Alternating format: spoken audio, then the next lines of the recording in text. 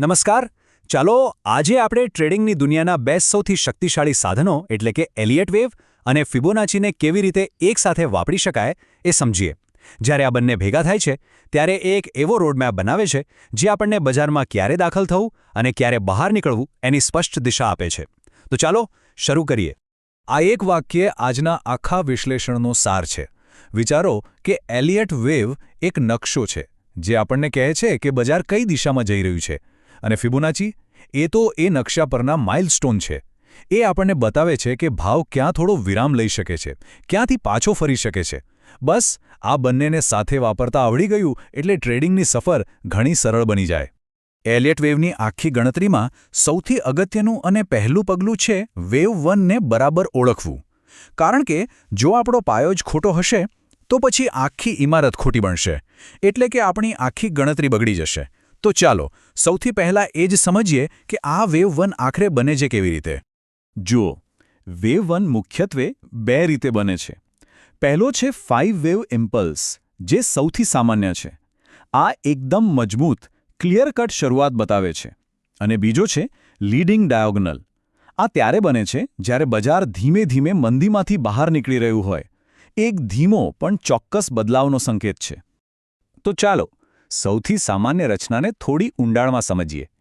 આ 5 વેવ ઇમ્પલ્સમાં એવું નથી કે બજાર સીધું જ ઉપર જાય. ના, એમાં 3 પગલાં ઉપર અને 2 પગલાં નીચે જેવી ચાલ હોય છે. જે 3 વેવ્સ ઉપર જાય છે એ છે વેવ આઈ, વેવ 3 અને વેવ 5. અને જે 2 નાના ઘટાડા આવે છે એને વેવ 2 અને વેવ 4 કહેવાય છે. આ એક નિયમ છે જે ક્યારેય નથી તૂટવો જોઈતો. જો વેવ 1ની અંદર આવતો નાનો ઘટાડો એટલે કે સબ વેવ આઈ વેવ આઈની શરૂઆત કરતાં પણ નીચે જતો રહે તો એ આપણી વેવ 1ની ગણતરી નથી. બસ ત્યાં જ એ સેટઅપ અમાન્ય થઈ જાય. આ વાત હંમેશા યાદ રાખજો. ચાલો એકદમ સરળ ઉદાહરણથી સમજીએ. માની લો કે કોઈ શેર 100 રૂપિયાથી ચાલવાનું શરૂ કરે છે. પહેલાં એ 105 રૂપિયા સુધી જાય છે. એ છે વેવ આઈ. પછી થોડો નીચે આવીને 102 રૂપિયા પર અટકે છે. આ છે વેવ 2. ત્યાંથી ફરી તેજી પકડીને 112 રૂપિયા પહોંચે, એટલે કે વેવ 3. પછી પાછો થોડો ઘટાડો 108 સુધી. આ છે વેવ 4. અને છેલ્લે એક અંતિમ ધક્કા સાથે 115 રૂપિયા પર પહોંચે. આ છે વેવ 5. તો આ જે 100 રૂપિયાથી 115 રૂપિયા સુધીની આખી સફર થઈ એને આપણે એક મોટો વેવ 1 કહીશું. તો પછી ચાર્ટ પર વેવ 1ને શોધવાનો કઈ રીતે? સિમ્પલ છે. 3 વસ્તુઓ પર ધ્યાન આપો. પહેલું, શું ટ્રેન્ડમાં કોઈ મજબૂત બદલાવ આવ્યો છે? બીજું, શું એની અંદરના નાના વેવ્સ સતત હાયર હાઈ એટલે કે નવી ઊંચાઈ બનાવી રહ્યા છે? અને ત્રીજું, શું દરેક નાનો ઘટાડો કોઈક મહત્વના સપોર્ટ લેવલ પર આવીને અટકે છે? જો હા, તો એ વેવ 1 હોઈ શકે છે. ઓકે, તો હવે આપણી પાસે નકશો તો તૈયાર છે, એટલે કે આપણે વેવ 1 ઓળખી લીધો. પણ હવે આગળ શું?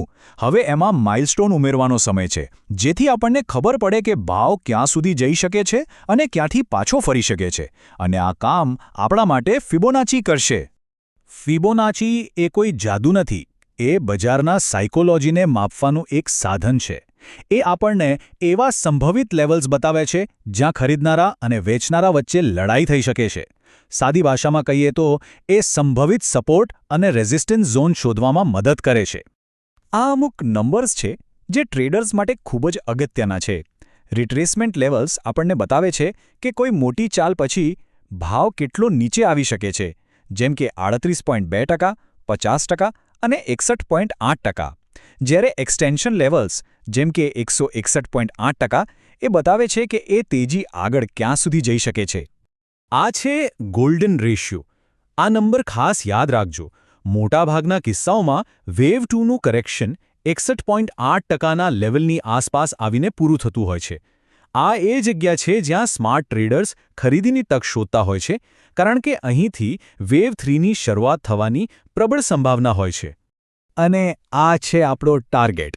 161.8% એક્સટેન્શન એ શક્તિશાળી વેવ 3 માટેનો એક ક્લાસિક ટાર્ગેટ માનવામાં આવે છે.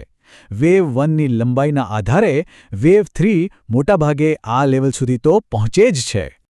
ચાલો, થિયરીની વાતો બહુ થઈ.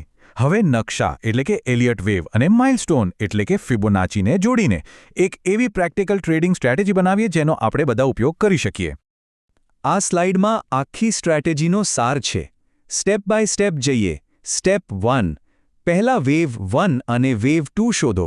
સ્ટેપ 2 વેવ 1ના તળિયાથી ટોચ સુધી ફિબોનાચી ટૂલ લગાવો.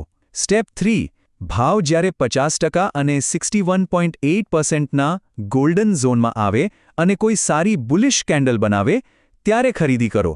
અને સ્ટેપ 4 સ્ટોપ લોસ વેવ 2ના તળિયાની નીચે અને ટાર્ગેટ સીધો 161.8%ના એક્સટેન્શન પર. છે ને એકદમ સિમ્પલ અને પાવરફુલ. હવે એક સવાલ થાય કે શું આ સ્ટ્રેટેજી દરેક ટાઈમ ફ્રેમ પર કામ કરે? ઇન્ટ્રાડેમાં, સ્વિંગમાં? જવાબ છે હા, બિલકુલ કામ કરે છે.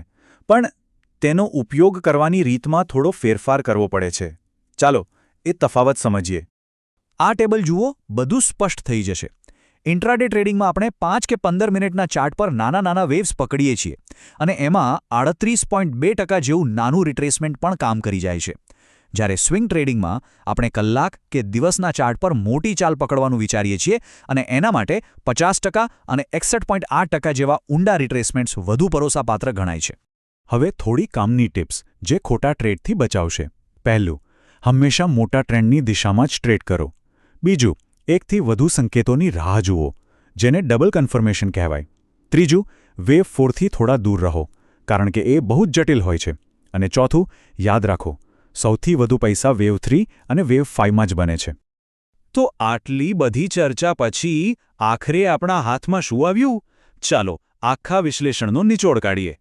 આપણે ફરીથી એ જ મુખ્ય મુદ્દા પર પાછા આવીએ છીએ. બસ આ એક જ વાત મગજમાં બેસાડી લો. એલિયટ વેવ એ તમારો નકશો છે અને ફિબોનાચી એ તમારા માઇલસ્ટોન છે. દિશા જાણવા માટે નકશો જુઓ અને ક્યાં અટકવું કે ક્યાંથી શરૂ કરવું એ જાણવા માટે માઇલસ્ટોનનો ઉપયોગ કરો. આ જ છે સફળ ટ્રેડિંગનો સાચો અને સ્પષ્ટ રોડમેપ. અને અંતે એક સવાલ તમારા માટે. આ બધું શીખ્યા પછી હવે કોઈ પણ ચાર્ટ ખોલીને જુઓ.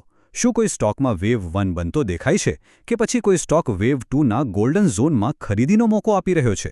બજાર સતત તકો આપતું રહેશે. જરૂર છે માત્ર એને યોગ્ય રીતે જોવાની અને સમજવાની.